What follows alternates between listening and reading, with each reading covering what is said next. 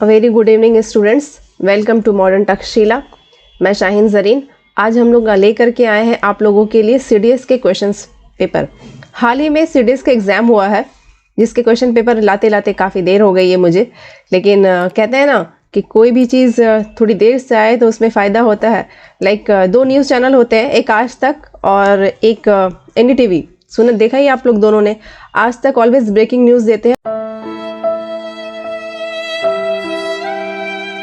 और एनडीटीवी हमेशा क्या करते हैं, समझदारी के साथ न्यूज़ को फॉरवर्ड करते हैं सामने। तो ठीक उसी तरीके से मुझे भी देर हो गई है। और दूसरे रीजंस ये भी है कि जब आप लोगों ने एग्ज़ाम दिया है, सबके दिमाग में क्वेश्चंस पेपर होंगे, सबने खुद से फॉलो भी किया होगा, चेक भी किया होगा, और जो अब तक भूल गए होंगे तो अभी वापस से रिवीजन हो जाएंगे, क्योंकि फिर से एग्ज़ाम्स आने वाले हैं सीडीएस के। रिवीजन कर लीजिए, साथ में एक दो बार देखिएगा तो काफ़ी कुछ फ़ायदा हो जाएगा आप लोगों को। कुछ पॉइंट्स ऐसे सुनने को मिलेंगे जो शायद आप लोगों ने प्रीवियस किसी वीडियो में ना देखा होगा, या फिर खुद सॉल्व करते वक्त आप लोगों ने नहीं समझा होगा। चलिए एक एक करके हम लोग सब क्वेश्चन को देखते हैं और देखते हुए चलते हैं। ये सेट सी है, राइट। तो जिन लोगों के पास सेट सी नहीं है वो चैप्टर्स टॉपिक के हिसाब से क्वेश्चन पेपर ओपन करके बैठेंगे तो ज़्यादा बेटर होगा। और सेट सी जिनका है उन लोगों के लिए फ़ायदा ही है। ये क्वेश्चन पेपर मेरी एक स्टूडेंट का है जिसने ये किया है, तो इस पर जो टिक मार्क है तो आप लोग उस टिक मार्क को ध्यान नहीं देंगे, खुद से सॉल्व करेंगे वीडियो पॉज करके। उसके बाद कोशिश करेंगे कि चेक करने का। और जिन लोगों ने ऑलरेडी एग्जाम में सॉल्व किया हुआ है वो लोग सिर्फ देख करके ही आंसर समझ जाएंगे। जो लोग फर्स्ट टाइम सीडीएस के एग्जाम्स में बैठेंगे, अपकमिंग एग्जाम्स जो है, उन लोगों के लिए ये पेपर को पूरे पैटर्न को देखना बहुत ज़रूरी है, क्योंकि किस तरीके से एग्जाम्स में क्वेश्चन पेपर आएंगे, क्या आएंगे, उन लोगों के लिए बहुत फ़ायदा हो जाएगा। चलिए एक एक करके हम लोग क्या करते हैं, क्वेश्चन सॉल्व करते हैं। फर्स्ट क्या है, कंप्लीशन ऑफ सेंटेंस। डायरेक्शन क्या दिया गया इसमें, following items features one part of the sentence followed by 4 alternatives. क्या बोल रहे हैं कि 4 ऑप्शंस दिए गए हैं आप लोगों को। ऊपर में एक छोटा सा सेंटेंस दिया गया है और उसके एक पार्ट दिया गया है पूरे सेंटेंस का, और बाकी 4 ऑप्शंस दिए गए हैं जिससे वो सेंटेंस क्या होंगे, कंप्लीट होंगे। Okay, complete the sentence by choosing the correct alternative. यानी कि ऊपर में जो सेंटेंस, जो हाफ इनकम्प्लीट सेंटेंस दिया है, उसको हम लोग सॉल्व कैसे करें, कंप्लीट कैसे करेंगे, नीचे के 4 ऑप्शन से। सो फर्स्ट ऑप्शन क्या है, first option is for she move to the city. The question is I stop seeing her. I stopped seeing her. Why, reason क्या होगा, मैंने उसे देखने से देखने से रुक गया, उसके रीजंस ही पूछ रहे हैं ना। वाई देखते हैं। First she move to the city. Option B is as long as she move to the city, no sooner than she move to the city, and the D option is because she move to the city. मैं उसे देखने से रुक गया क्योंकि she move to the city, क्योंकि वो city की तरफ जा चुकी थी। For she move to the city नहीं होगा। एक ऑप्शन में हो सकता है अगर हम लोग फॉर को एज अ कंजंक्शन यूज करें, ए और डी में ही डाउट होगा, लेकिन ए में क्या है आपका, सी ए जो है वो यहाँ पे जो फॉर है, ये फॉर आपका एज अ प्रेप नहीं है, ये क्या है आपका एज अ कंजंक्शन है। यहाँ पे अगर कंजंक्शन के तौर पे अगर हम लोग लेते, अगर ये डी ऑप्शन नहीं होता ना तो श्योरली हम लोग ए के साथ जा सकते थे, लेकिन चूंकि यहाँ पे बिकॉज दिया हुआ है और यही साउंड सही कर रहा है और यही सेंटेंस कंप्लीट लग रहा है, इसलिए हम लोग का राइट ऑप्शन क्या हो जाएगा, डी हो जाएगा। Next question is he led the caravan. He led the caravan, कारवा को लेके चला। Whenever he wanted to go. B option is whichever he wanted to go. C wherever he wanted to go, या home so ever he wanted to go. क्या बोलते हैं हम लोग, ही लेड द कारवा, वो कारवा लेकर के आगे बढ़ा जहां वो जाना चाहता था। C whenever and wherever, क्या लग रहा है आप लोगों को, क्या होने के चांसेस है,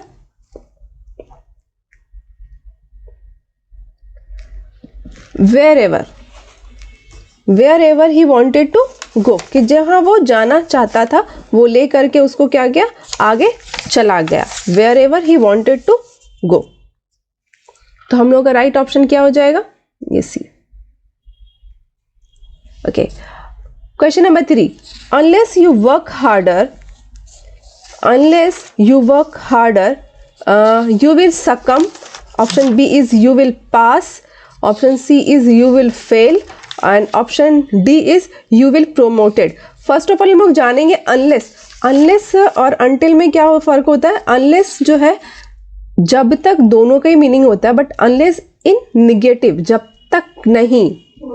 अनलेस यू वर्क हार्डर, जब तक आप हार्ड वर्क नहीं करते, जब तक आप हार्ड वर्क नहीं करते। यू विल सकम, यू विल पास, आप पास हो जाओगे। हार्ड वर्क नहीं करने से कोई पास कैसे हो जाएगा। Unless you work harder you will fail, hard work अगर आप नहीं करोगे तो क्या हो जाओगे, फेल हो जाओगे।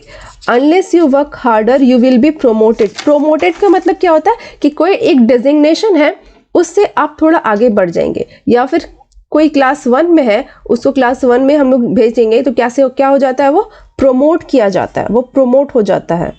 इसलिए तो यहाँ पे ये भी नहीं होगा, अगर हार्ड वर्क करेंगे ही नहीं तो ना ही प्रमोशन होगी ना ही पास होंगे। तो इसलिए हम लोग का राइट ऑप्शन क्या होगा, unless you work harder you will fail.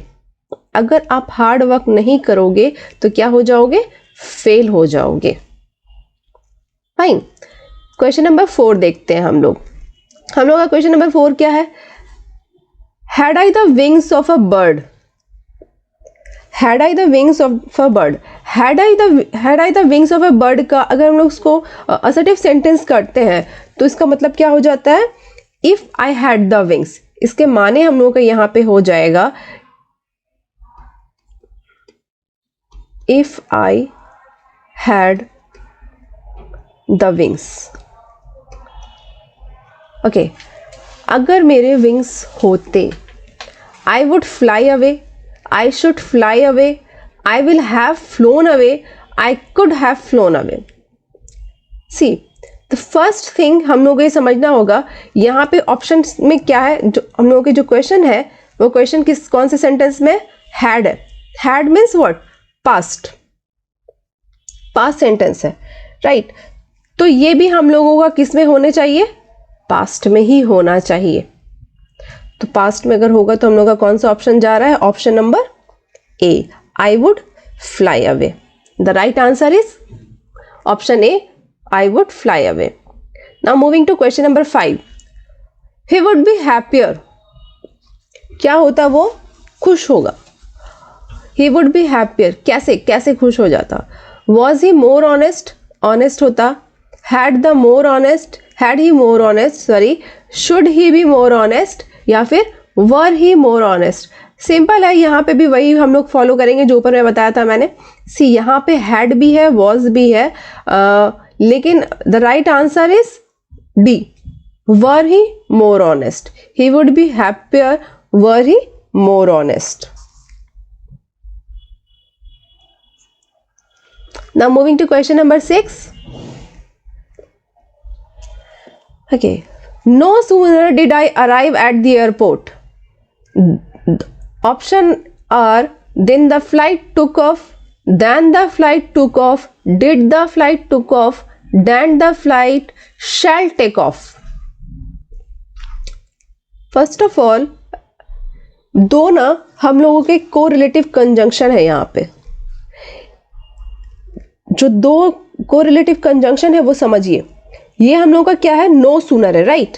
ये जो नो सूनर है, ये नो सूनर के संग कौन सा कोरिलेटिव कंजंक्शन आता है, नो सूनर के संग ऑलवेज जो कोरिलेटिव कंजंक्शन आता है वो है हम लोगों का देन, दिस वन। यानी कि यहां भी देन है, बट एक और भी देन हम लोगों के ऑप्शंस में, दिस वन। तो first of all elimination method use करेंगे, ए और सी हम लोगों का क्या हो जाएगा, कट जाएगा। फाइन। अब नाउ देखना है कि ये दोनों में से कौन सा होगा। सी, मैंने क्वेश्चन नंबर 4 में ही एक बात बता दिया था आप लोगों को कि अगर फर्स्ट हाफ हम लोगों का किस में है, पास्ट में है, तो उसके बाद वाले को भी हम लोग क्या करेंगे, पास्ट में ही रखेंगे। सेम मेथड यहां पे भी अप्लाई करेंगे। C, the first one is then the flight took off and the D option is then the flight shall take off. Future हो जाता है ना ये वाला, शैल लग गया है, so we will go with B, right. So the right option is B. Sorry, D में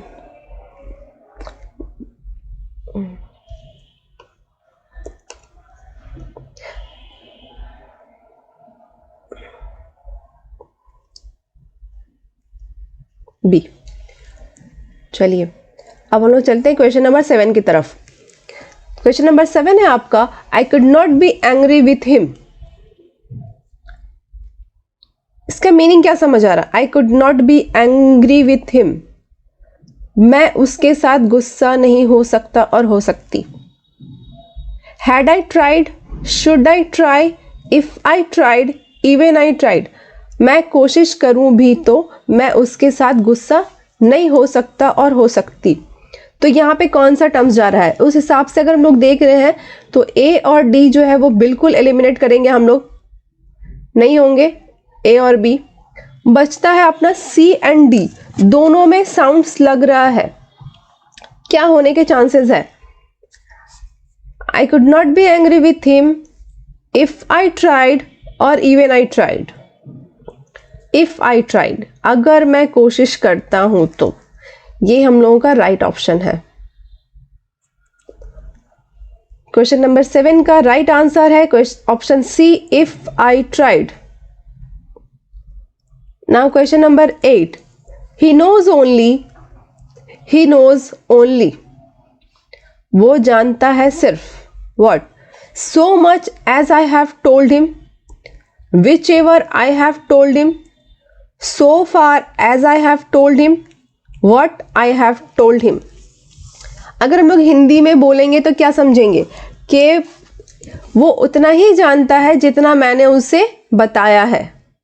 द टर्म्स यहाँ पे जो जितना है हिंदी में, उसका इंग्लिश में कैसे जस्ट ट्रांसलेट तो नहीं कर सकते, but how to understand. C so much नहीं होगा। सो मच इज व्हाट, कि बहुत सारा मैंने बताया है, नहीं, जितना मैंने बताया उतना ही वो जानता है। विच एवर नहीं लगेगा, विच एवर का टर्म्स यहाँ पे नहीं आ सकता है।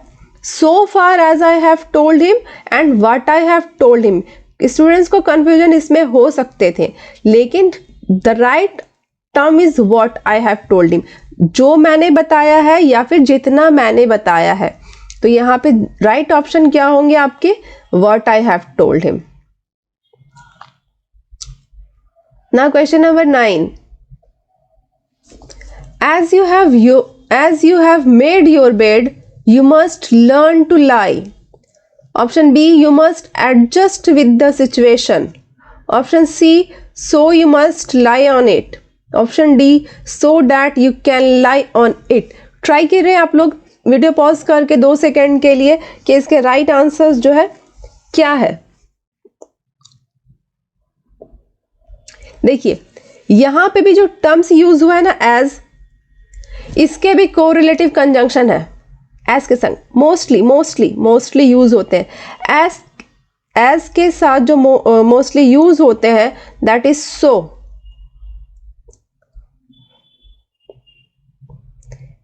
क्या है वो? सो।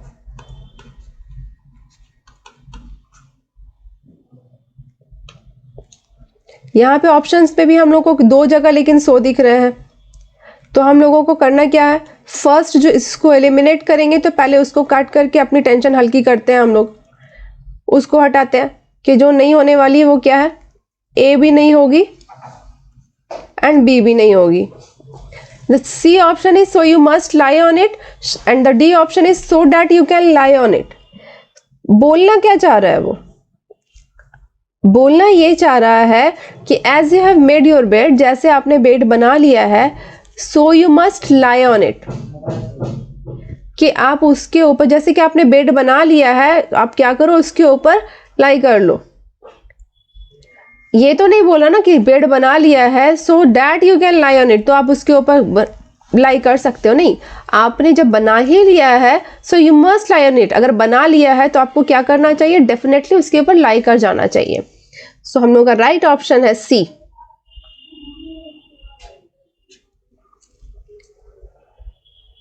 आते हैं क्वेश्चन नंबर 10 में।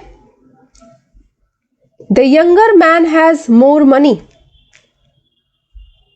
Comparison, the terms more, comparison, okay, the younger man has more money than brains, of brains, than brains, okay, option A में then brains है। Option C is than brains and D is for brains. Simply है ना कि younger आदमी man जो है वो more money वो ब्रेन से ज़्यादा रखता है। मेरे स्टूडेंट ने राइट आंसर अटेम्प्ट किया है C, the C is the right option. Comparison कर रहे हैं मोर के साथ तो देन तो बनता ही है, देन नहीं होगा, यू नो देन क्यों नहीं होगा, और दोनों प्रेपोजिशन नहीं लगा सकते क्योंकि कंपैरिजन है और कंपैरिजन में इससे ज़्यादा इसके पास है, यानी कि ब्रेन से ज़्यादा उसके पास मनी है। नाउ नेक्स्ट क्वेश्चन की तरफ हम लोग मूव करते हैं। इनफैक्ट नेक्स्ट पार्ट की तरफ हम लोग मूव करते हैं। हम लोग का फर्स्ट पार्ट था कंप्लीशन ऑफ सेंटेंस जो कंप्लीट हो चुका है। अब दूसरा पार्ट हम लोग करते हैं। The second part is preposition and determiners.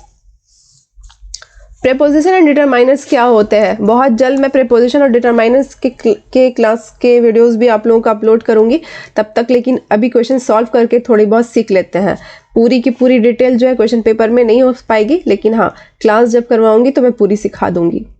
आइए, डायरेक्शन क्या दिया, डायरेक्शन पढ़ना बहुत ज़रूरी होता है। इससे डायरेक्शन बिना पढ़े आप लोग क्वेश्चन सॉल्व करने नहीं बैठेंगे। जितने भी आप लोगों ने मॉक टेस्ट दिया होगा, डायरेक्शन पढ़ा हुआ होगा, लेकिन फिर भी एग्जाम्स के क्वेश्चन पेपर में डायरेक्शन ज़रूर से पढ़ा करें और पढ़ करके ही सॉल्व करेंगे। ज़्यादा टाइम्स लगते नहीं है, हाफ मिनट्स भी नहीं लगेंगे, तो काइंडली आप लोग पढ़ लिया करें।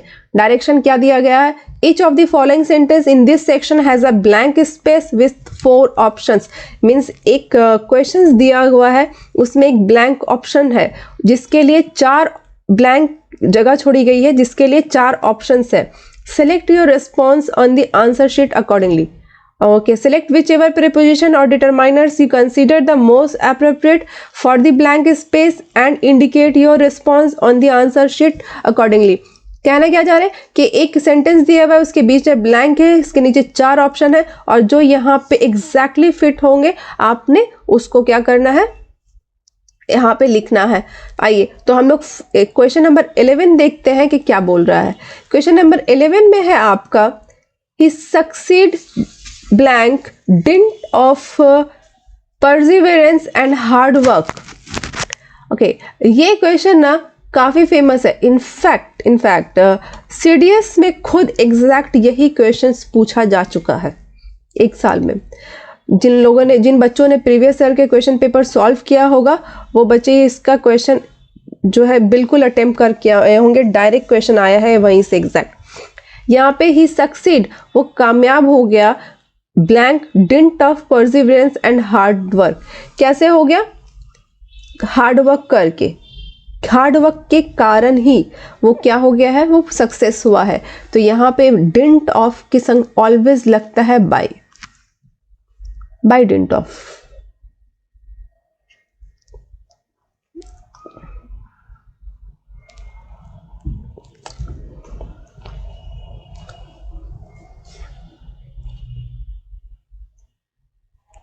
क्वेश्चन नंबर 12, क्वेश्चन 12 में क्या कह रहे हैं, blank his ill health he retired from his business.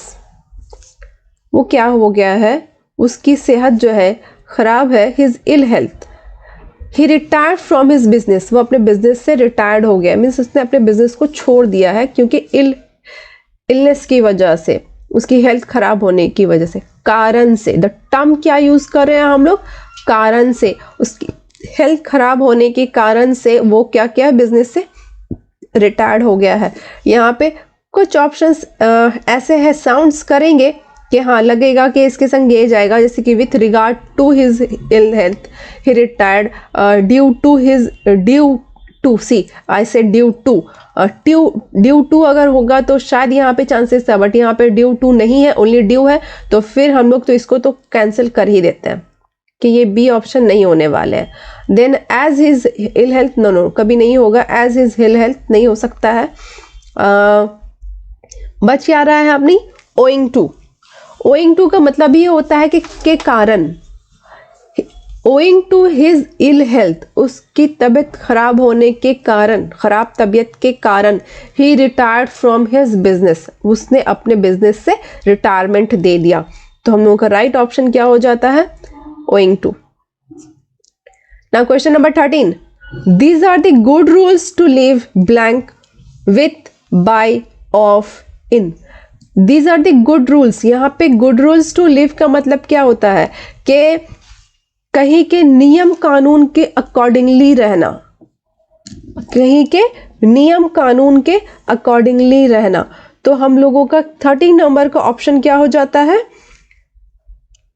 Bye. Live by means उस चीज के साथ रहना जो हम लोगों का एक किसी जगह पे रहने का। सपोज दैट कि किसी ऑफिस में काम कर रहे हैं, तो किसी ऑफिस में जब हम लोग काम कर रहे होंगे तो वहाँ के रूल्स के हिसाब से हम लोग को रहना होता है। तो ये उसी रूल की बात हो रही है, तो उसके लिए हम लोग क्या करेंगे, उसके मीन्स उस रूल के साथ रह रहे हैं। तो right answer is live by. Question number 14, people who are averse blank hard work do not succeed in life। कहना क्या चाह रहा है, people who are averse hard work do not succeed।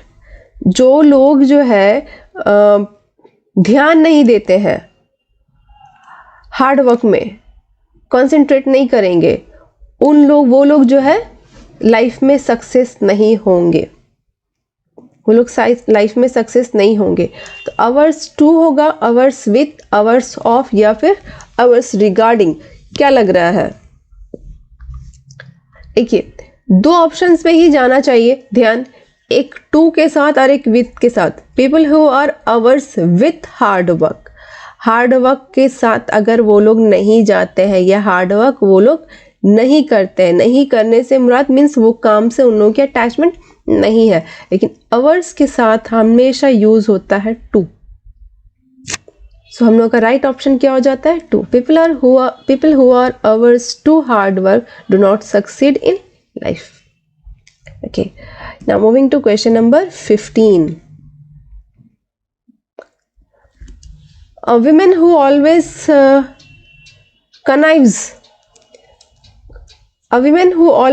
connives blank her children to hide their faults is their worst enemy। कनाइव्स के माने क्या होता है, कनाइव्स के माने होता है ना कंस्पायर। सपोज दैट के किसी ने कुछ गलती की है और उस गलती में मिलजुल करके उसको हम लोग उसकी गलती को हाइड करने की कोशिश कर रहे हैं, तो वहीं पे हम लोग कनाइव्स का टर्म यूज करते हैं। अ वीमेन हु ऑलवेज कनाइव्स के संग हम लोग एक प्रेप लगाएंगे, और वो प्रेप क्या हो सकता है, विथ, बाय, एट, फॉर। मैंने कनाइव्स के मीनिंग में ही बता दिया है आप लोगों को कि मिलजुल करके, मिली भगत है, तो मिलजुल करके मीन्स साथ में कुछ करना। सो उस हिसाब से क्या सही ऑप्शन जा रहे हैं हम लोगों के, with.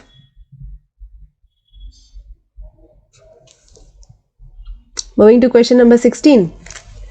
We travelled blank Mr Barthwal's car. यहां पे भी प्रेप यूज करना है, और प्रेप दिया at, with, inside and in. शिट, बाई नहीं है, ट्रेवल्ड है और बाई नहीं है।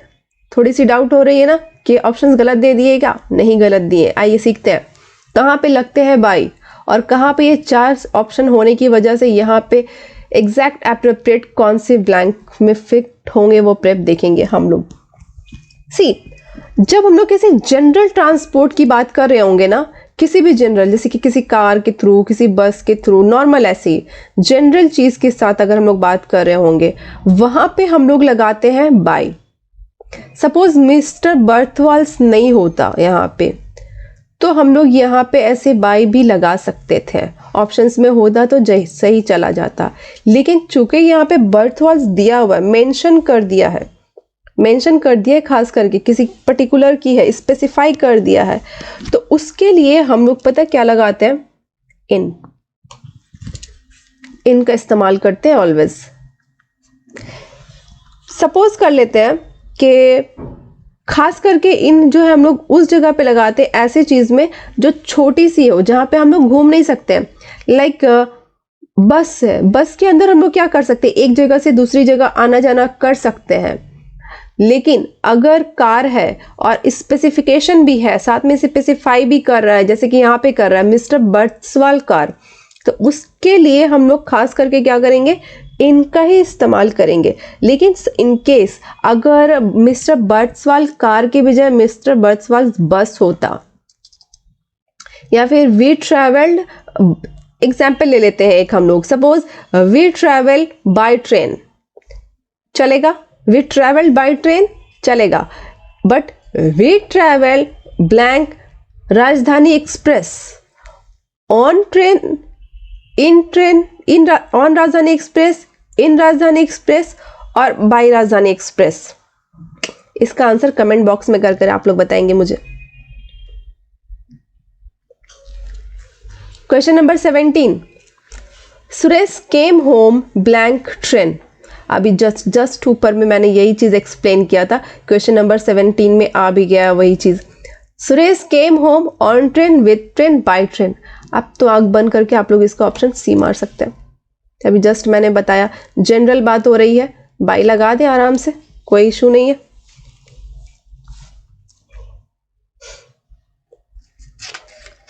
और क्वेश्चन नंबर 19 की तरफ मूव करते हैं हम लोग।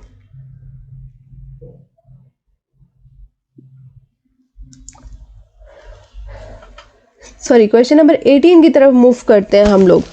क्वेश्चन नंबर 18 में क्या है? Few things are impossible blank achieve with diligence and skill.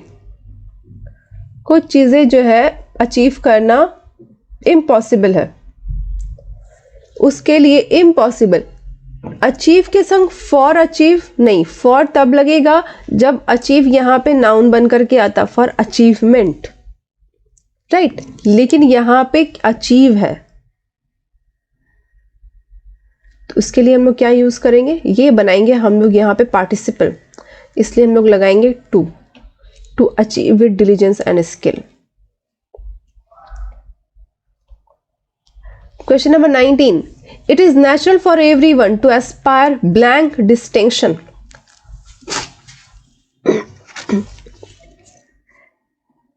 Aspire के मतलब क्या होता है? एम करना किसी चीज को, क्या बोलते हैं हम इसके मतलब? एम करना किसी चीज के लिए, एम फॉर, ठीक है? एम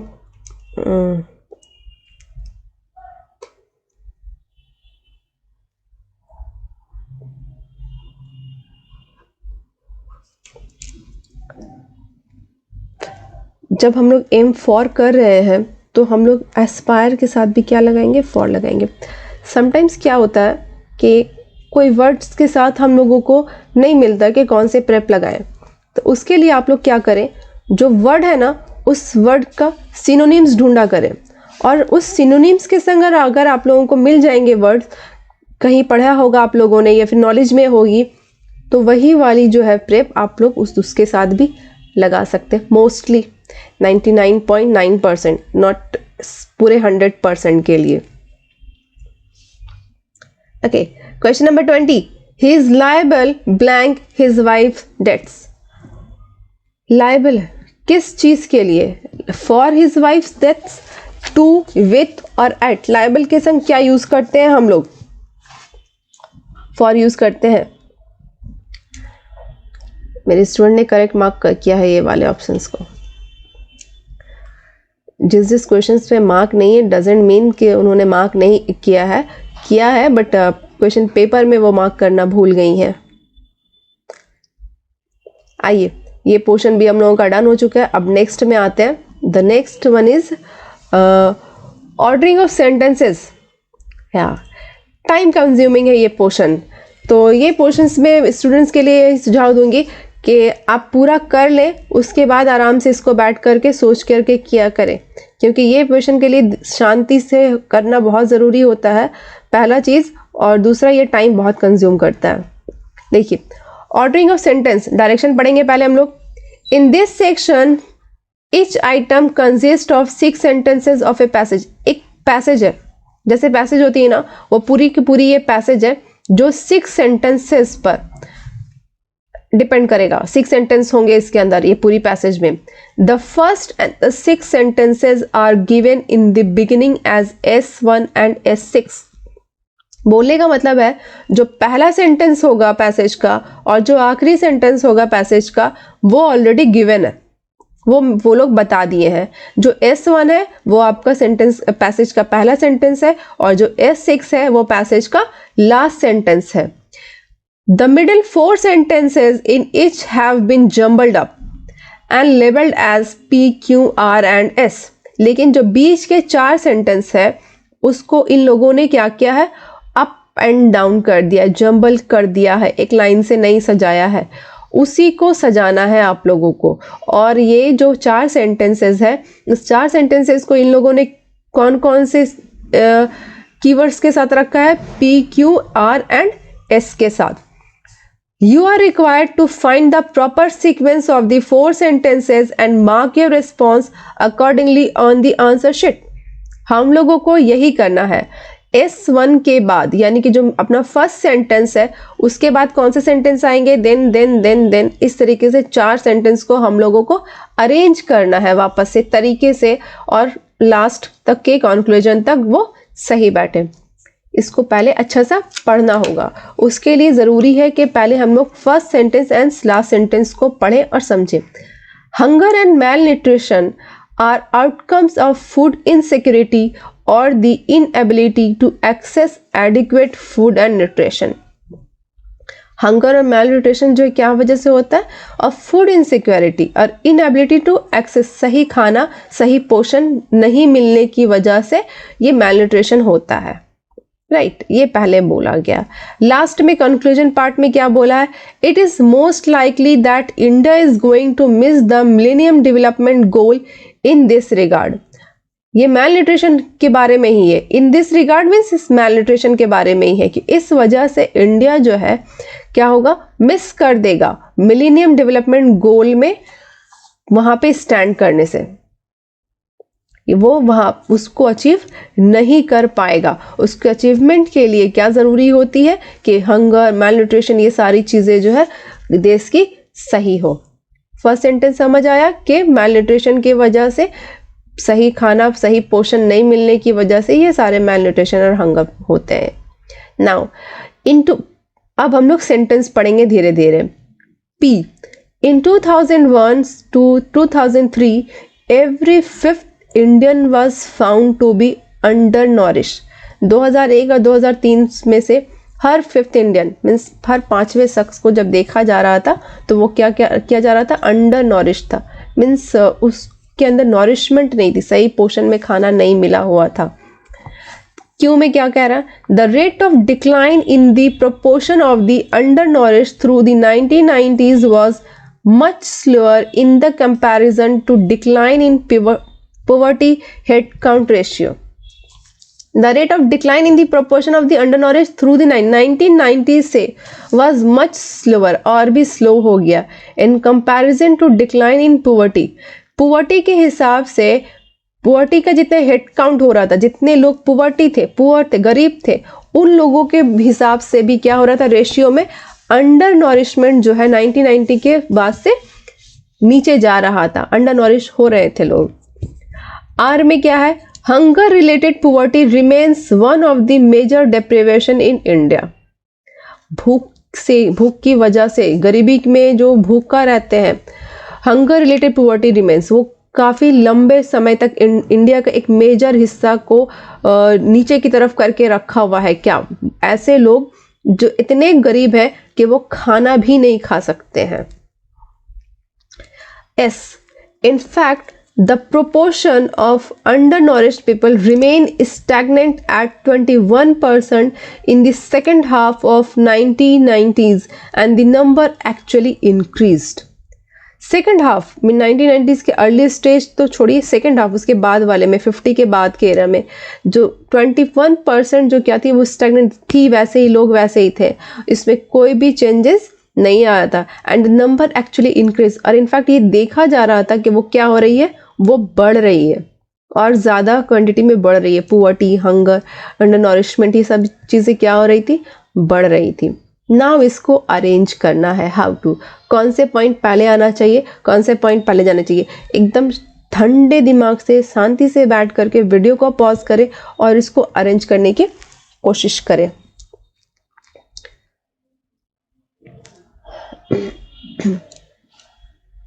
देखिए, Hunger and malnutrition are outcome of food insecurity or the inability to access adequate food and nutrition. ठीक, उसके बाद हम लोग जाते हैं ना इस वाले ऑप्शन पे, आर पे, इसी के बारे में बता रहा है। जो ये इंफॉर्मेशन है ना, इसी इंफॉर्मेशन को ये लोग क्या कर रहे हैं, थोड़ी सी और एक्सप्लेन कर रहे हैं। Hunger related poverty remains one of the major deprivation India. ये जो बात बोली है इन लोगों ने कि सही खाना नहीं मिलने की वजह से क्या हो रहा है, हंगर हो रहा है, उसी बात को यहाँ पे उन लोगों ने और एलैबोरेट कर दिया। तो क्या लगा कि आर ऑप्शन जो है वो मेरा पहले आना चाहिए। जब आर ऑप्शन मेरा पहले आ रहा है तो हम लोग क्या देख रहे हैं यहाँ पे, सी और डी जो है ये आर ऑप्शंस पे नहीं है। एलिमिनेट करते हैं, कट गया या दोनों, लेकिन ये दोनों जो है पास में है। नाउ हम लोग ट्राई करते हैं कि पहले पी होगा कि पहले क्यू होगा, ये दोनों को चेक करते हैं। देखिए पी ऑप्शन में क्या बोल रहा है, इन 2001 to 2003 every fifth Indian was found to be undernourished। 2001 से 2003 के बीच में सारे के सारे जो लोग पाए गए थे, फिफ्थ इंडियन जो पाए गए थे वो लोग क्या थे, अंडरनॉरिश थे। और क्यू में क्या बोल रहा है, the rate of decline in the proportion of the undernourished through the 1990s was much slower in the comparison to the decline in poverty head count trend. See, यहाँ पे वर्ड जो यूज हो रहा है स्लोअर इन कंपैरिजन, कंपैरिजन कर रहे हैं ना हम लोग। कैसे कंपैरिजन कर रहे हैं, जब हम लोग पहले इंफॉर्मेशन किसी की देंगे ही नहीं तो बाद में हम लोग उसकी कंपैरिजन करेंगे कैसे। पहले क्या करना है, पहले इंफॉर्मेशन देना है किसी चीज का, उसके बाद फिर कंपेयर कर सकते हैं ना। उस हिसाब से हम लोग फर्स्ट इंफॉर्मेशन क्या देंगे, 2001 to 2003 सारे के सारे लोग क्या वहां पे पाए जा रहे थे, एवरी फिफ्थ इंडियन क्या पाए जा रहे थे, अंडरनॉरिश्ड पाए जा रहे थे। फिर हम लोग कंपेयर कब से कर रहे हैं, 1990 से, कि 1990 के जो लोग थे वो लोगों का हाल क्या था, स्लोअर कंपैरिजन, डिक्लाइन ये था। तो उस हिसाब से हम लोग का क्या ऑप्शन जा रहा है, आर पी क्यू और एस जो है ये दोनों के एंड में है, तो यानी कि राइट आंसर विल बी ए।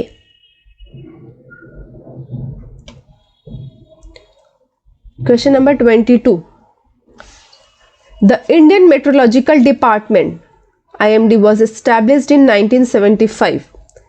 कब एस्टैब्लिश हुआ था, 1975 में। This prediction have, last conclusion क्या है, this prediction have an effect on the Indian economy that belies any belief that the economy of our country is not solely dependent on agriculture and the rains that feed it। ये जो prediction है, actually हम लोग meteorological department करता है क्या, prediction ही तो करता है। वो लोग क्या क्या इसका इफेक्ट इसके ऊपर हुआ है, इंडियन इकोनॉमी पे, जो क्या बिलीव करता है, क्या बिलाइज करता है, इकोनॉमी ऑफ आवर कंट्री, अपनी कंट्री की जो इकोनॉमी है वो सोलेली मीन्स ओनली किसके ऊपर, एग्रीकल्चर के ऊपर डिपेंड नहीं करता है। And the rains that feed it, और सिर्फ रेन्स, उसको रेन की वजह से ही उसको पानी मिलती है, ये सिर्फ एग्रीकल्चर के ऊपर अपनी इंडियन इकोनॉमी डिपेंड नहीं करती। फाइन, अब फर्स्ट सेंटेंस से हम लोग सेंटेंस को अटैच करने की कोशिश करते हैं कि पहला क्या जाएगा। पहले सारे ऑप्शंस पढ़ते हैं। P, the meteorological department is perhaps also burdened with the most critical form of soothsaying, that is forecasting the monsoon। Meteorological department में क्या क्या, is perhaps also burdened with the most critical form of soothsaying, that is forecasting. वही तो करते हैं ना वो लोग, प्रिडिक्ट ही तो करते हैं। मेट्रोलॉजिकल डिपार्टमेंट की काम क्या है, प्रिडिक्ट करना मॉनसून को। The crop yield formation unit of the department has developed statistical models using correlation and regression technique. The IMD issued the first operational long-range forecast of seasonal southwest monsoon rainfall in India 1986. It is a natural meteorological service and the principal agency in all matters related to meteorology। ये जो it preposition आया है ये किसके लिए, sorry it जो pronoun आया है ये किसके लिए आया है, exactly ये इट जो आया है हम लोगों का, ये इंडियन मेट्रोलॉजिकल डिपार्टमेंट के लिए ही आया है। फाइन, ये इंडियन मेट्रोलॉजिकल डिपार्टमेंट के लिए ही हम लोगों ने ये प्रोनाउन इट का यूज़ किया है। तो यानी कि हम लोगों के S1 के बाद जो ऑप्शन होंगे वो क्या हो जाएंगे, S हो जाएंगे। नोट डाउन कर लेते हैं हम लोग यहाँ पे कि हम लोगों का फर्स्ट जो होगा वो S होगा। अब देखते हैं S से स्टार्ट कौन कौन सा है। S से भी यहाँ पे स्टार्ट सिर्फ 2 ही है, यानी कि B एंड C। A और D को हम लोग क्या कर देंगे, एलिमिनेट कर देते हैं। अपनी टेंशन थोड़ी क्या हो जाएगी, हल्की हो जाएगी। नाउ R और Q, लास्ट में वो P ही होने वाले हैं। अब देखते हैं R Q होंगे या Q R होंगे। आइए चलते हैं, पढ़ना पड़ेगा वापस से। R को पहले पढ़ लेते हैं। The IMD issued the first operational long-range forecast of seasonal southwest monsoon rainfall in India in 1986. कब हुआ था, 1986 में। फर्स्ट ऑपरेशनल जो कब हुआ था, 1986 में। ये भी फर्दर इंफॉर्मेशन ही है, अभी हम लोग इसकी इंफॉर्मेशन यहाँ पे दिए, उसके बाद फिर एक और इंफॉर्मेशन हम लोग इसके बारे में दे रहे हैं। The crop yield formation unit of the department has develop statistical models using correlation and regression technique. थोड़ी सी डाउट हो रही है कि ये दोनों जो है कोई भी दोनों इंफॉर्मेशन है, कोई भी पहले हो सकती है। नाउ देखते हैं कि पी में क्या बोल रहा है। पी में बोल रहा है the meteorological department is perhaps also burdened with the most critical form of soothsaying forecasting the monsoon. Relate करने की कोशिश करते हैं कि ये पी जो है अपने ये दोनों में से किस ऑप्शन से रिलेट करेगा। पहला क्या, आर में क्या बोला, IMD issued the first operational long range forecast of seasonal southwest monsoon rainfall in 1986। ठीक, उसके बाद क्यू में क्या बोल रहा है, the crop yield formation unit of the department has developed statistical models using correlation and regression techniques. Excuse me, the meteorological department is perhaps also burdened. Okay, यहाँ पे डेवलपमेंट भी है और साथ में ऑल्सो टर्म्स का यूज किया, also burdened with the most critical form of soothsaying forecasting. इसलिए हम लोगों का क्यू के बाद आना चाहिए ये पी ऑप्शन, ना कि आर के बाद। तो हम लोगों का राइट ऑप्शन क्या हो जाएगा, एस पहले है, क्यू के बाद पी होना चाहिए, means B option. So the right option is B.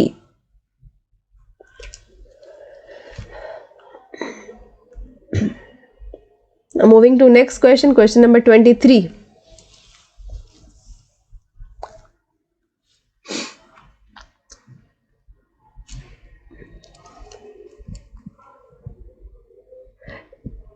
Let us posit two questions.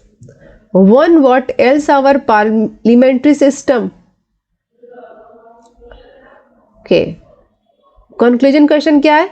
Given the current political scenario, it appears that India has yet to develop a strong parliamentary culture. Fine. First था हम लोगों का let us posit two questions. One, what else our parliamentary system? Options देखते हैं. To search for an answer, we begin with Rudolph's observation that parliamentary life has deteriorated in India. To how democratic is our democracy? देखकर ही लग रहा है कि इस S1 के बाद ये हो जाना चाहिए, बिकॉज यहाँ पे मेंशन किया है ना, टू क्वेश्चंस मेंशन करके यहाँ वाले में सिर्फ 1 लिखा है, तो देन 2 का तो होना चाहिए, दूसरे क्वेश्चंस का नाम आना चाहिए ना, देन पक्का यहाँ पे Q से स्टार्ट होगा। अपनी पहली ऑप्शन क्या हो जाती है, Q। 2 ईयर्स फिर से काट देते हैं, बी और सी गया हम लोगों का, यहाँ से बच जाता है QRPS and QPRS। Again SS last में है, तो हम लोगों को कॉन्सेंट्रेट सिर्फ किस में करना है, P और R में।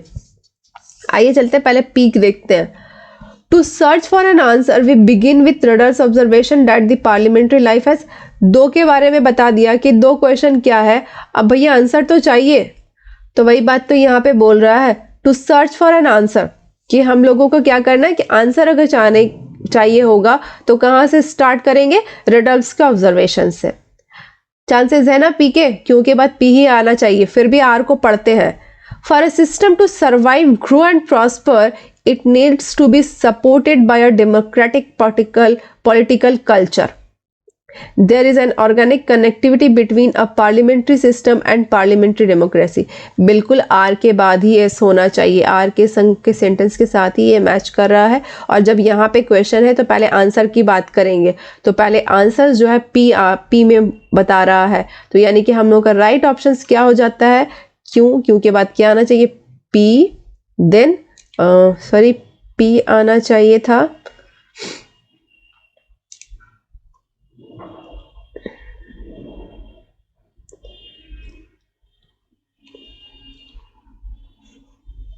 Then are, then S. अब देख लें आप लोग कौन से ऑप्शन में जा रहा है, Q P R S.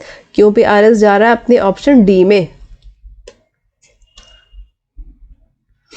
Question number 24, people of every country think very highly of themselves and consider their country the best or the greatest.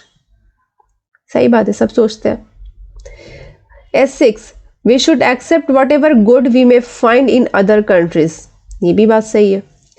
आइए देखते हैं अपने PQRS में क्या कह रहे हैं।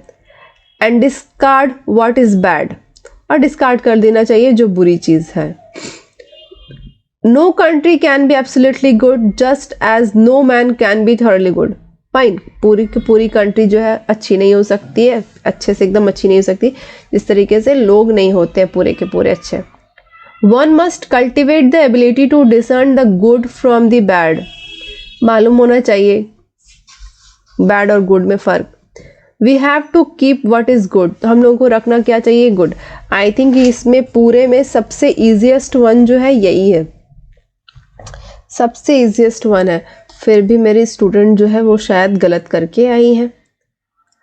C, people of every country think very highly of themselves and consider their country the best और द ग्रेटेस्ट, करते हैं। उसके बाद क्या हो सकता है, बट ये बात मेंशन भी करेंगे ना, no country can be absolutely good, ये मानते हैं, भले मानते हैं, लेकिन ऐसा है नहीं। So no country can be absolutely good just as no man can be thoroughly good, यानी कि हम लोगों का जो पहला होने के चांसेस है वो है क्यों। फिर आते हैं दूसरे ऑप्शन में, अभी वापस से वही ना करेंगे, एलिमिनेट कर देंगे हम लोग जो जो क्यों से नहीं स्टार्ट है। बी गया और अपना डी भी गया, तो बचता क्या है, ओके, पी और आर में कॉन्सेंट्रेट करेंगे, बिकॉज ई में क्यू के बाद पी आता है और सी में क्यू के बाद आर आता है। तो पहले चेक करते हैं, क्यू में क्या बोला, no country can be absolutely good just as no man can be thoroughly good, ठीक। पी में बोल रहा है and discard what is bad, और जो खराब है उसको क्या कर देना चाहिए, डिस्कार्ड कर देना चाहिए। बट आर में भी कुछ बोल रहा है ना, देख लेते हैं पहले। One must cultivate the ability to discern the good from the bad. Exactly, जब हम लोगों को ये मालूम है कि पूरी के यहाँ पे मान तो लेते हैं कि सब अच्छे ही अच्छे हैं, अपने जो है सब अच्छे हैं, लेकिन ये फैक्ट नहीं है। क्या होता है कि कंप्लीटली कुछ अच्छाई नहीं होती है किसी भी कंट्री में, किसी भी इंसान में। हम लोगों को क्या करना चाहिए, कल्टिवेट करना चाहिए, मालूम होनी चाहिए, हम लोग के अंदर ये एबिलिटी होनी चाहिए कि how to discern the good from bad, bad से गुड को कैसे निकाले, कैसे समझे, यही और बात होनी चाहिए। उसके बाद हम लोगों का ऑप्शन क्या जाएगा, वी हैव टू, जब निकाल लेंगे कि अच्छाई से बुराई से में क्या फ़र्क, बुराई और अच्छाई में क्या फ़र्क है, we have to keep what is good, हम लोगों को क्या रखना चाहिए कि क्या चीज़ सही है, देन डिस्कार्ड कर देना चाहिए जो चीज़ बैड है। यानी कि हम लोग के ऑप्शन किस तरह से जा रहे हैं, क्यों आ रहा है, उसके बाद आर आता है, देन एस, देन पी, तो किस में आ रहा है, ये फिट हो रहे हैं सी में। चलिए, तो राइट आंसर हम लोग का क्या हो जाता है, सी। अब नाउ देखते हैं हम लोग question number 25। What is wrongly considered an evil? Okay, S6 क्या कहता है? To abolish poverty would be to destroy the soil upon which mankind produce the virtues conducive to higher civilization. देखते हैं. Most of the great men on earth are those who have sprung from the ranks of the poor. ठीक. The home of poverty, free from care and society and why, is characterized by love and unity among its members. Fine. The children of rich men are not so fortunate as those of poor men. Okay. The poor lead a happier life than the rich. क्या लग रहा है? Poverty को as गलत consider किया जाता है, माना जाता है, एज एनेबल माना जाता है, जो कि रॉन्ग है. उसके बाद क्या लग रहा है, क्या होना चाहिए? This one. क्या बोला था मैंने? The home of poverty, free from care and social envy, is characterised by love and unity among its members. इसी बात को, ये तो रॉन्ग है ना, तो इसकी राइट तो कुछ होगी. यही राइट है कि जो गरीबों का घर होता है वो क्या होता है? Free from care and social. ये सारी चीज़ें नहीं होती है. इस कैरेक्टराइज पर कैसे होता है? उसका कैरेक्टर क्या होता है? लव होती है, वहाँ पे यूनिटी होती है, सारे लोग इकट्ठे होकर के रहते हैं. गरीब एक छोटे से घर पे सब इकट्ठे होकर के रहते हैं. फिर उसके बाद क्या करेंगे हम लोग? देखते हैं. Most of the great man on earth are those who have sprung from the ranks of poor. Great man जो होते हैं दुनिया में, वो लोग कहाँ से आए हुए होते हैं? पुअर के घर से, गरीब होते हैं वो लोग. ठीक है. उसके बाद क्या देखते हैं हम लोग? The children of rich man are not so fortunate as those of poor man. लेकिन जो बच्चे रिच के होते हैं वो लोग ज़्यादा फॉर्चुनेट नहीं होते as those for poor man. किस बिहाफ में बोल रहा है? दैट इज लव के मामले में. रिचनेस के मामले में नहीं. पैसे तो हैं उन लोगों के पास, लेकिन उन लोगों के पास क्या नहीं होती है? लव नहीं होती है, यूनिटी नहीं होती है. ये सारी चीज़ें जो है उन लोगों के पास नहीं पाई जाती है. The poor lead a happier life than the rich. Why? क्योंकि वो लोग they know very well how to live with together. साथ में कैसे रहते हैं, यूनिटी क्या होती है, कैसे एक दूसरे को प्यार करते हैं, इसलिए वो लोग क्या होते हैं? खुश होते हैं, गरीब जो होते हैं. हम लोगों का सेंटेंस कैसे सज रहा है? फर्स्ट दो जा रहा है हम लोगों का क्यों. पॉवर्टी इज रॉन्गली हाइड, जो मैंने बोला, जब इसके बारे में रॉन्ग बोला गया तो राइट तो करना होगा, तो क्यों से स्टार्ट होता है. देन फर्स्ट हम लोग को क्या करेंगे? पहले क्यों देंगे. देन हम लोगों का पी बैठा, फिर अगेन पी बैठा, देन आर, देन एस. किस में फिर जा रहा है? कौन सा ऑप्शन में देख लेते हैं. ओके, ऑप्शन नंबर ए में ये सही जा रहा है, तो हम लोग का ऑप्शन नंबर ए क्या हो जाता है? राइट हो जाता है. Now question number 26.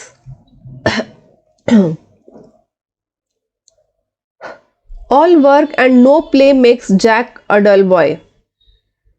There is a lot of truth in this proverb. ये एक प्रोवर्ब है.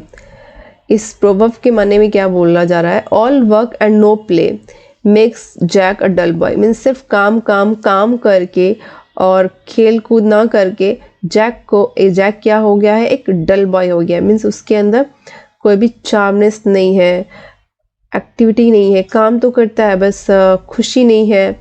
ये सारी चीज़ें नहीं पाई जाती है. आइए. Games provide recreation for the peoples and also make their bodies strong. हाँ, खेल कूद से क्या होता है? बच्चों की रीग्रोथ होती है, समझ आता है कि वो बच्चे क्या है, वापस से उनके अंदर क्रिएशन आती है, और ख़ास करके उन लोगों की बॉडी जो है वो क्या हो जाती है? स्ट्रांग होती है. All work and no play. यहाँ पे ऑल वर्क एक बच्चे के लिए क्या मुराद होगा? वो हार्ड वर्क, दैट कोई ऐसा काम, फिजिकल काम नहीं. ऑल वर्क मीन्स पढ़ाई, जस्ट फोकस किसी पर्टिकुलर चीज़ में, खेल कूद से दूर रखते हैं जो पेरेंट्स, उनके लिए है ये. Then they can go back to their books refreshed. क्या कह रहे हैं? फिर उसके बाद वो लोग क्या करेंगे? बुक में जाएंगे और रिफ्रेश हो सकते हैं. Game provide the best form of recreation in school. Game जो है वापस से एक बच्चे के अंदर क्रिएशन ला सकती है. कभी कभी क्या होता है? बच्चे पढ़ते पढ़ते इतने डल हो जाते हैं कि उन लोगों को वापस दिमाग काम नहीं कर रहा होता और क्वेश्चंस का आंसर्स नहीं कर पा रहे होते हैं, क्रिएटिविटी नहीं आती है, आइडिया नहीं आती है उनके अंदर। लेकिन अगर उन लोगों को थोड़ी ब्रेक दिया जाए, गेम्स में उन लोगों को बिजी किया जाए, वहाँ होने के बाद फिर वापस से उनके माइंड फ्रेश हो जाएंगे और वापस से उन लोगों की ब्रेन जो है वैसे ही चलने लग जाएगी।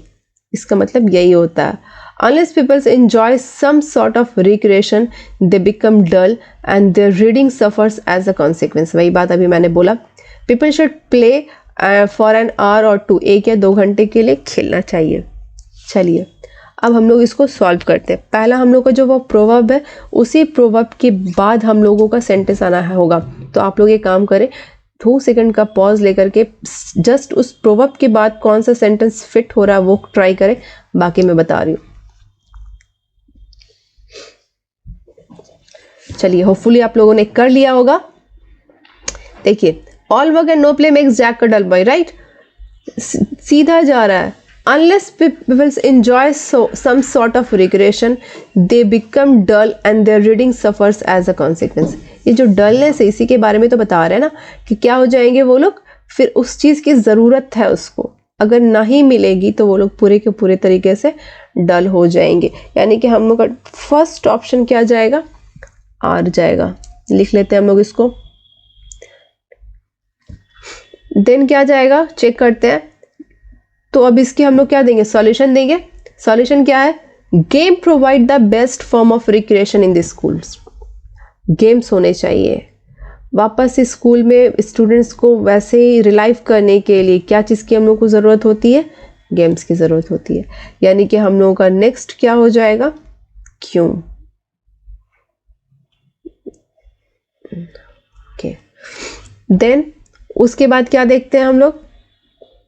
अब जब उन लोगों को बता ही दिए कि खेलना ज़रूरी है, तो ये भी बता देते हैं कि कितनी देर के लिए खेलना ज़रूरी है।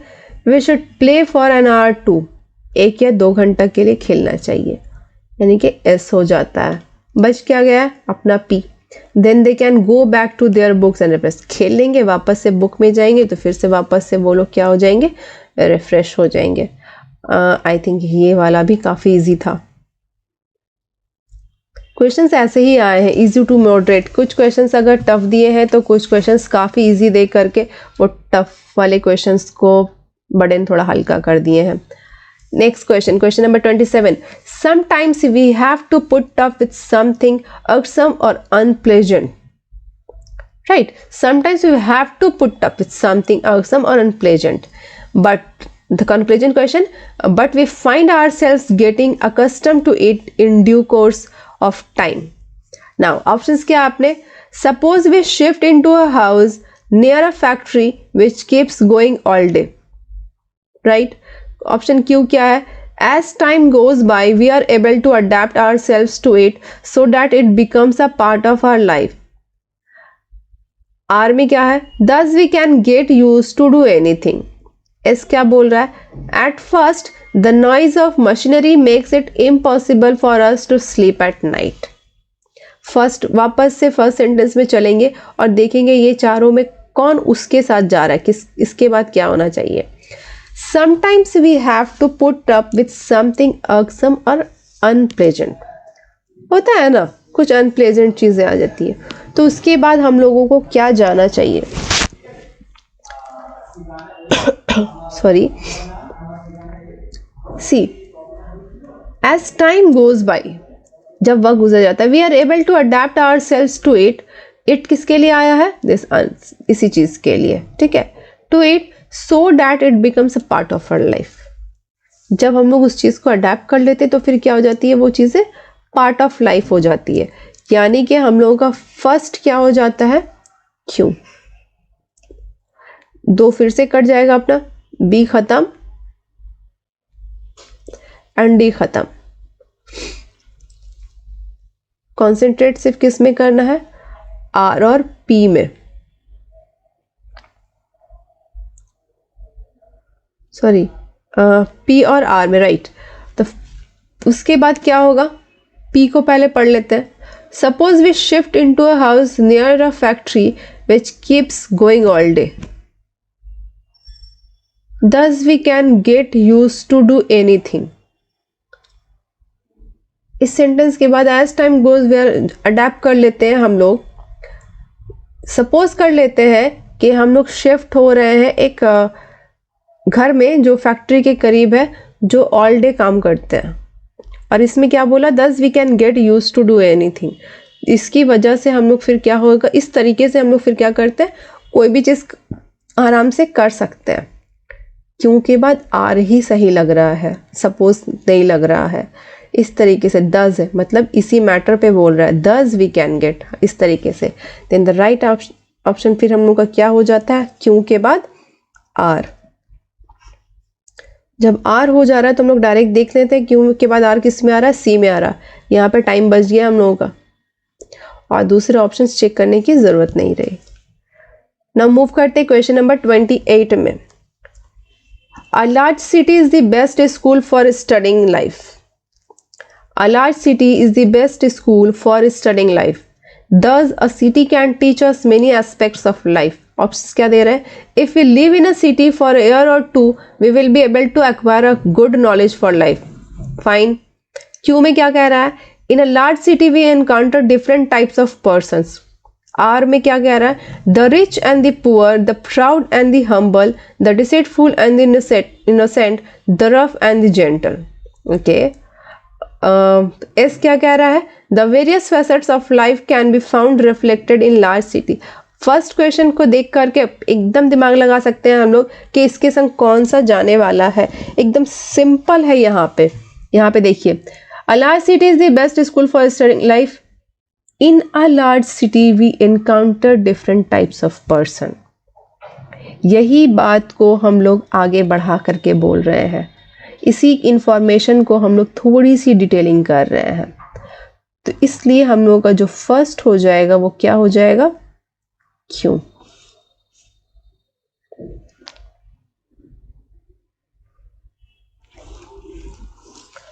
अगेन वापस से ये दोनों खत्म हो जाता है।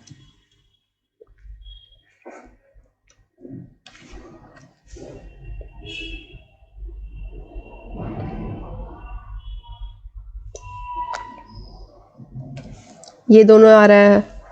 पी और आर में फिर से कॉन्सेंट्रेट करेंगे। पी क्या है, if you live in a city for a year or two we will be able to acquire a good knowledge of life. और आर में क्या कह रहा है, the rich and the poor, the proud and the humble, the deceitful and the innocent, the rough and the gentle. Types of persons दे रहा है ना, टाइप्स ऑफ पर्संस, उसी पर्संस के सी यहाँ पे टाइप्स दे दिए हैं। तो डेफिनेटली क्यों के बाद क्या आ जाना चाहिए हम लोगों का, आर आना चाहिए। राइट ऑप्शन हम लोगों का क्या हो जाता है, D. Moving to question number 29।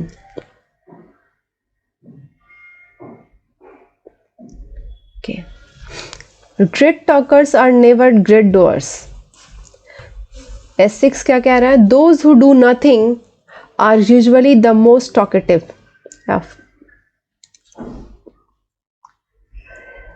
P में क्या कहता है, rather they serve themselves and never community, rather they serve themselves and never the community. उसके बाद but when the time for action comes they keep themselves away. R क्या कह रहा है, we come across people who are eloquent over great things, many who deliver wonderful speeches about their own greatness do not valuable service to the country.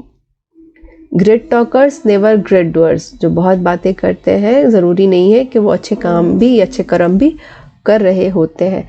ये चार options में आप लोगों को क्या लग रहा है, क्या होना चाहिए। आइए देखिए, we come across people who are eloquent over great things. यही बात को देखिए दूसरी लैंग्वेज में बोल रहा है कि जो ज़्यादा बोलते हैं ज़रूरी नहीं है वो अच्छे कर्म करते हैं, अच्छे कर रहे थे। वी कम अक्रॉस पीपल, हम लोग उस जगह से बिलोंग करते हैं, हम लोग ऐसे लोगों को जानते हैं। हु आर एलिगेंट, बहुत बात करते हैं, ओवर ग्रेट थिंग्स, अच्छी चीज़ों के बारे में। इसी बात को हम लोगों ने यहाँ पे एलैबोरेट किया है। अक्सर हम लोग यही देखते हैं कि क्या करता है ये लोग, जो फर्स्ट सेंटेंस होती है ना, उस सेंटेंस की जो थोड़ी और फर्दर डिटेल होती है, थोड़ी सी डिटेलिंग होती है, वो एक ऑप्शंस में आपको दिखेंगे। वही ऑप्शंस जो है S1 के बाद होगा, और जैसे वो मैच कर गया ना, बाकी के अपने मैच कर जाते हैं। ये हो गया। अब दूसरा हम लोग देखते हैं कि दूसरे में क्या आ सकता है। दिमाग लगाए, देखिए पहले तो हम लोग का A और D कट जाता है, सिर्फ बच रहा है B और C। B और C के लिए हम लोग को ध्यान किस में देना है, Q पे और S पे। Q क्या है, but when the time for action come, but when the time for action comes they keep themselves away. Fine. S में क्या बोल रहा है, many who deliver wonderful speeches about their own greatness do not valuable service to the country ना। यहाँ पे देखिए actually यही बात बोल रहा है कि जो लोग जो ज्यादा बात करते हैं, आर के बाद मैंने क्या बोला, क्यों, but when the time for action comes, जब एक्शन का काम आता है, बातें तो बड़ी बड़ी कर लेते हैं ग्रेट थिंग्स पे, लेकिन जब एक्शन का वक्त आता है, दे कीप देमसेल्व्स अवे, अपने आप को वो लोग दूर कर देते हैं। यही होना चाहिए एग्जैक्टली। आर के बाद क्यों। अब जब आर के बाद क्यों आ गया तो ऑप्शंस में हम लोग देख लेते हैं, बी है तो बी ही हम लोगों का क्या हो जाता है, राइट ऑप्शन हो जाता है। Question number 30, S1, leisure is perhaps as important as work. जितनी इंपॉर्टेंट वर्क है वैसी ही लेजर भी इंपॉर्टेंट होनी चाहिए। We should take care to make proper use of leisure, हम लोगों को लेजर का सही से इस्तेमाल आना चाहिए। P, and we feel very tired. Leisure is perhaps as important as work and we feel very tired. P बिल्कुल नहीं जा रहा है। Unless we have some break, we cannot carry on and our health may suffer. जब तक हम लोग काम से ब्रेक नहीं लेंगे हम लोग इसको कैरी ऑन नहीं कर सकते और इसकी वजह से हम लोग के हेल्थ में भी सफ़र होगा। Sometimes we work continuously, कभी कभी हम लोग कंटिन्यू काम करते हैं। After a little relaxation, we can work more energetically and efficiently. थोड़ी सी रिलैक्सेशन के बाद हम लोग क्या करते हैं और एनर्जेटिकली और अच्छे से काम कर सकते हैं। मैंने क्या बोला था कि जो बात ऊपर S1 में दी होगी वही बात को आगे किसी एक सेंटेंस में इलेबरेट कर रहा होगा या उसी की डिटेलिंग होगी या फिर उसी बात को दूसरे तरीके से बोल रहा होगा। Leisure is perhaps as important as work, ठीक। सी, इसका बोलने का मतलब क्या है कि कभी कभी हम लोग बहुत काम कर रहे होते हैं। समटाइम्स वी वर्क कंटिन्यूसली, यही होगा, इसी बात का दूसरे तरीके से बता रहा है, तो यही हम लोगों का फर्स्ट ऑप्शन होना चाहिए। आर, अगेन हम लोगों का 2 कट गया। आर के बाद क्यू एंड पी, ये दोनों पे हम लोग ध्यान देते हैं। हम लोग बहुत काम करते हैं। And we feel very tired, और हम लोग बहुत थक जाते हैं। After a little relaxation we can work more genetically. Okay, कैसे हो रहा है? आर के बाद Q and P. Unless we have some break we can not carry on and our health में सफर। वी वर्क कंटिन्यूसली, बहुत काम करते हैं। जब बहुत काम करेंगे तो क्या हो जाएंगे? टायर्ड हो जाएंगे ना। तो आर के बाद ये पी ऑप्शन ही तो सही जा रहा है, P. And we feel very tired, और हम लोग बहुत टायर्ड हो जाते हैं। क्यों नहीं हो रहा है? पी के संग जा रहा है, तो और कौन सा ऑप्शन सही जा रहा है? डी।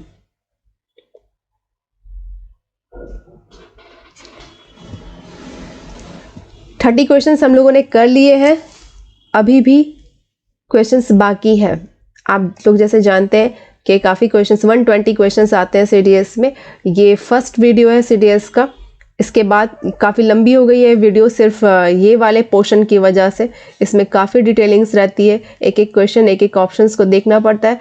मैंने पहले ही बोला था कि ये टाइम कंज्यूमिंग होता है स्टूडेंट्स के लिए। एग्जाम्स में यही कहेंगे कि ऑर्डरिंग ऑफ सेंटेंसेस जो होते हैं उसको एंड में करें और समय लेकर के करें। कम से कम अच्छा खासा समय इसके लिए आप लोग हाथ में रख करके बाकी क्वेश्चंस को सॉल्व करें, उसके बाद एंड में आप लोग इसको करें। खैर मेरे लिए ये पहले ही आ गया था, जिसकी वजह से मैंने ये वाला आप लोगों को पहले करवा दिया। लेकिन आप लोगों का एग्जाम का पेपर होता है तो आप लोग उसी हिसाब से इसको करेंगे। इसकी दूसरी वीडियो मैं फिर बनाऊंगी, ये टोटल 3 वीडियो बनेगा। ये नेक्स्ट वीडियो जो है बहुत जल्दी आ जाएंगे। तब तक आप लोग ये वीडियो देखिए, इस वीडियो को वापस से 1, 2, 3 बार देखते रहें ताकि आप लोगों को क्या हो जाए, अच्छे से आइडिया हो जाए कि किस तरीके के क्वेश्चंस आते हैं और एक सारे क्वेश्चंस लर्न हो जाए। किसी न किसी एग्जाम्स में वापस से ये क्वेश्चंस पूछे जाएंगे तो आप लोग कुछ एरर नहीं करें। और साथ ही साथ आप लोग इसको शेयर करना ना भूलें, हमारे चैनल्स को सब्सक्राइब करें, इनफैक्ट हमारे चैनल्स को अपने फ्रेंड्स के साथ अपने सर्कल्स में शेयर करें, बेल आइकन दबा लें ताकि सारी नोटिफिकेशन आप लोगों को हमेशा वक्त पे मिलती रहे। वीडियो को एक बार देखने से, मैं बार बार यही बोलती हूँ कि एक बार देखने से बिल्कुल नहीं होता है। आप लोग ऑन कर दे, कान में हेडफोन लगा करके यूज़ करें, बस चल रही है वो वीडियो कान में आप लोगों की जा रही है, तो क्या होंगे आंसर्स और जो बोला जाता है, टीचर्स जो बोलते हैं वो आप लोग सुन करके नॉलेज आप लोगों को उससे मिलती रहेगी। तो आप लोग कुछ भी काम कर रहे हैं, कान में हेडफोन लगी है तो वो बात भी आपको जाएगी। फर्स्ट टाइम लेकिन आप लोग अच्छे से देखें, इस पेपर को अच्छे से सॉल्व करें, वापस से रिवीजन करते रहें, यही आप लोगों के लिए ज़्यादा बेहतर होगा। सीडीएस के एग्जाम्स के लिए तो ये है ही इंपॉर्टेंट, साथ ही साथ दूसरे एग्जाम्स में भी इंग्लिश आते हैं। आप लोग जब इंग्लिश सॉल्व करने बैठेंगे तो बहुत सारी नई नई बातें मालूम होती है वीडियो देखते वक्त में, तो वो सारे आइडियाज़ हो जाएंगे। जैसे कि मैंने बताया कि कोरिलेटिव कंजंक्शन होते हैं, कुछ बच्चों को ये नहीं मालूम होगा, तो आज शायद उनको मालूम हो गई होगी। तो इसी तरीके के इन्फॉर्मेशन जो है वीडियो में दिखते रहेंगे। तो ज़रूरी नहीं है कि सीडीएस के ही बच्चे देखें, दूसरे एग्जाम्स में जो हो रहे हैं उसके बच्चे भी ये वीडियो को देखें। आप लोग शेयर करते रहें। And thank you for watching. Please wait for next video, जल्द ही नेक्स्ट वीडियो भी अपलोड हो जाएगी ताकि एक जो रिदम है वो आप लोगों का ना टूटे। मेरी पूरी कोशिश रहती है कि आप लोगों को वीडियो दे, लेकिन टाइम ना मिलने की वजह से मैं वीडियो अपलोड नहीं कर पाती हूँ। बट होपफुली आप लोग इतना लाइक करते रहे तो एक दिन मैं रेगुलर हो ही जाऊँगी और आप लोगों को रेगुलर वीडियो देती रहूँगी। Thank you for watching.